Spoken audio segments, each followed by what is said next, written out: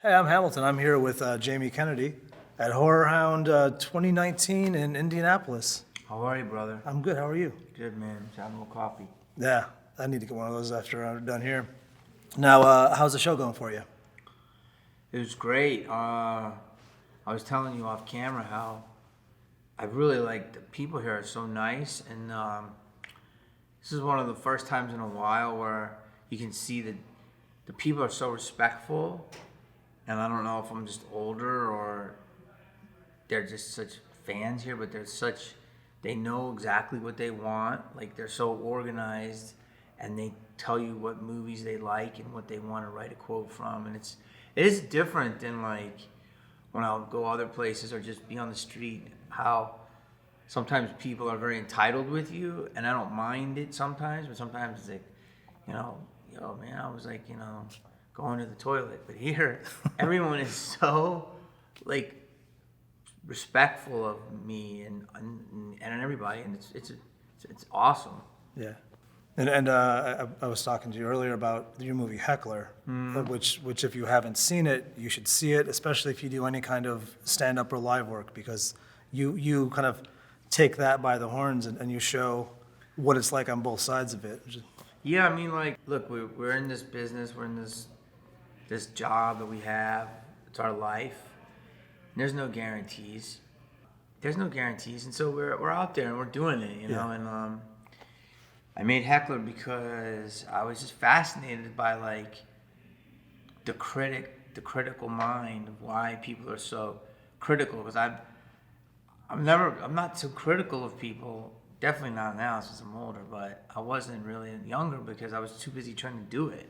Yeah. Do you know what I mean? So if you're doing it, you don't have time to like look at somebody else and go, "Oh, well, you stink." But it's like, I don't know. I got George Lucas in the documentary. It was crazy how I got him, but he's like made it very Star Warsian. He was like, "There's two types of people in the world. There are creators, and there are destroyers." Yeah. And he's like, "I prefer to align myself with the creators," and it's true. It's like, if you really think about it, I'm going on a tangent, but criticism almost is outdated because why do people have to critique your work? If you're trying it, if it makes you happy, and if you're not hurting anybody, because the way the world is now with streaming and YouTube and content, people find audiences for almost anything. Yeah. So it's like, just do you, and I don't know.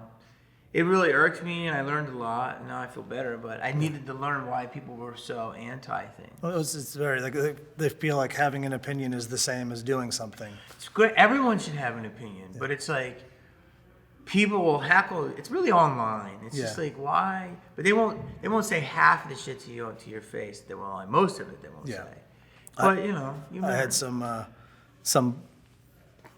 just mean people for me in my stage show, and then I thought, does everyone think this? And then when I went to a kind of it was like a sideshow circus work, and I go to a convention, the Hootenanny, where I meet people who I actually look up to and respect and admire, and they all have a very high opinion of me. And then I realized the only reason I'm hearing these loud voices online is because everyone else is too busy doing something to actually give a bunch of bullshit. And the people giving the bullshit, the ones who aren't really getting the shows or doing anything. Yeah, it's the people doing stuff are never going to say anything because they're too busy doing their own thing. And it's the people, like, if you're doing something, you're just too busy doing it, Like, a baseball player who's great, Bryce Harper is not going to critique another guy's swing because he's too busy hitting home runs and focusing on himself.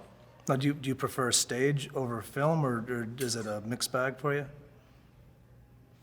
They're both different skill sets, Like I was thinking about this today about how many people come up to me this weekend and just quote different movies, especially Scream. I mean, there's at least 6 lines in that movie that are so quoted of mine, and I'm like, that's what we strive for in this business, is to have a legacy, but to have a quotable legacy is crazy, and it's like, I'm lucky, It's 23 years in.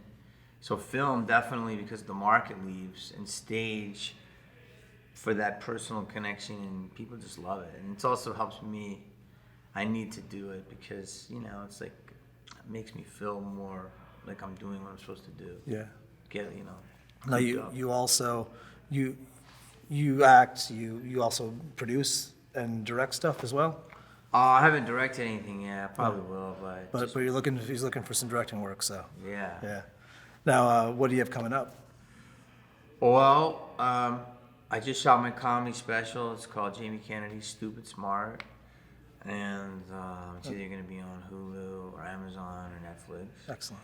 And then I did a movie called Trick with Patrick Lussier, who was the editor of all the Scream movies, and it was one of Wes's mentor, and he wrote Terminator Salvation, and that's coming out October 18th.